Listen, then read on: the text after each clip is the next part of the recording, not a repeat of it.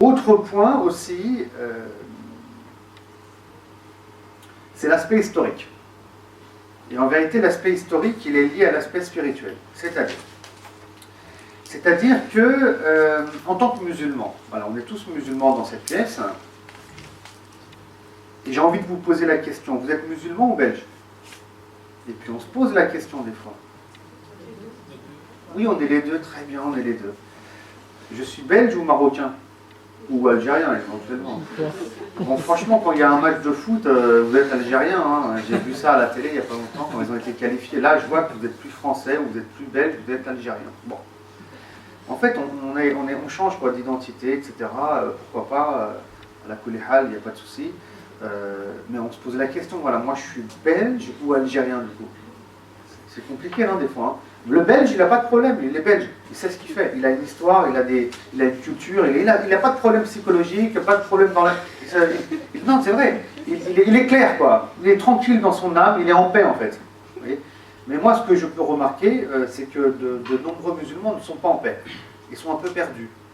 Même quand ils vivent en société, le belge, tu le regardes comme un compatriote chez qui tu te reconnais parce que toi tu es belge et lui il est belge, ou tu le regardes comme un étranger parce que moi je suis arabe et musulman et lui il est non musulman et romain peut-être d'origine.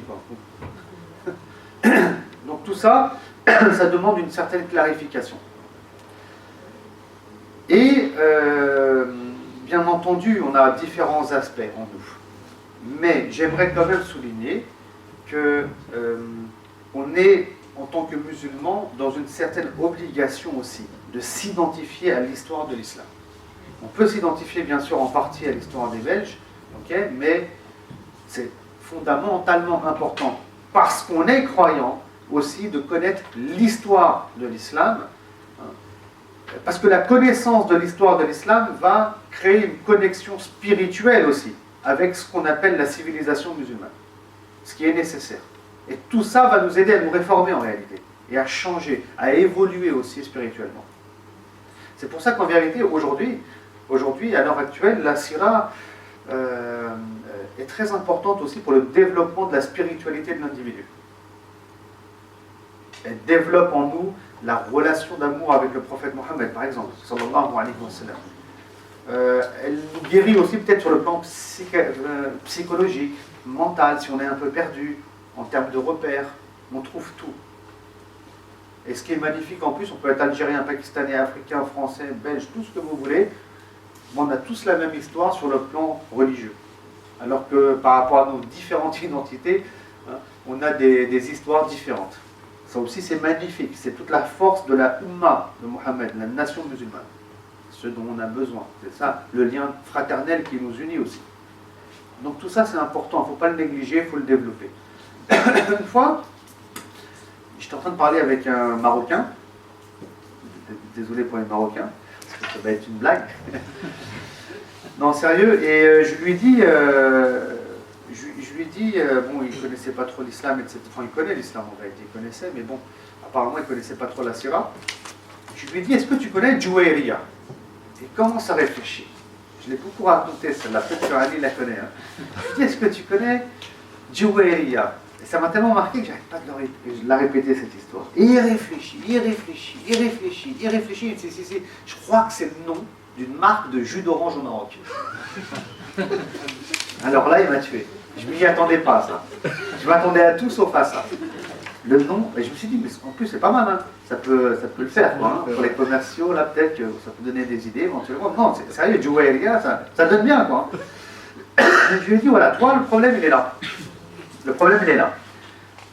En fait, on a deux types de mamans. On a notre mère biologique, qu'on respecte, qu'on aime, etc. Et quelle que soit sa confession, bien entendu. Notre mère biologique. Et on a notre mère spirituelle. Et c'est pas moi qui l'invente ça, parce que Dieu nous parle des épouses du prophète, parce que c'est une épouse du prophète, sallallahu alayhi wa sallam, en disant que c'est Ummahat al-Mu'minin. Ummahat, les mères des croyants. Des croyants, moi je suis croyant, et donc c'est ma mère spirituelle, c'est aussi simple que ça.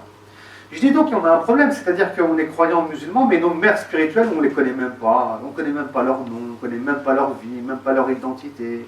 Mohammed sallallahu alayhi wa sallam, on est des musulmans, on est des croyants, on ne connaît pas sa vie non plus. Où est-ce qu'il est né, qu'est-ce qu'il a fait, les souffrances qu'il a eues. Et donc je lui ai dit, tu vois là, notre islam, je pense moi sérieusement qu'il est pas fondé, il n'est pas bien construit, il n'est pas solide. Il y a un problème, il y a un khalal, comme on dit en arabe, dans cet islam-là.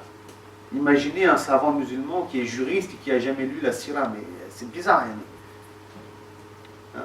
Et donc, je ne vais pas trop m'étaler dessus, mais l'étude de l'histoire cette fois-ci, hein, la facette historique est très importante pour le croyant pour qu'il ait des repères. Aussi bien historique que spirituel. Et cette matière-là, à mon sens, hein, la matière de la sira, surtout de par mon expérience, hein, pour les musulmans qui vivent en Occident, c'est une matière vraiment qui vient renforcer la foi, qui vient renforcer la spiritualité, qui donne des repères, qui permet aux musulmans d'évoluer, qui permet aux musulmans de se libérer aussi. De se libérer, parce que l'islam vient libérer. Et la sira du prophète sallallahu alayhi wa sallam nous montre aussi à quel point il était libre.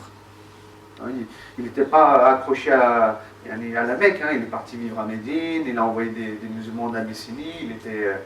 Hein, nous on a du mal à sortir de Bruxelles déjà. Comme quand on est à Paris, on a du mal à sortir de Paris. L'islam vient libérer l'individu. Il voit autrement le monde. Et ça, cette force d'analyse ou ce côté intellectuel, éventuellement, appelez ça comme vous voulez, on peut l'observer à travers la sira du prophète sallallahu alayhi wa sallam. Et de toute façon, le Coran, les textes de l'islam nous invitent à ça, hein, de manière générale. Bref, on continue, Inch'Allah.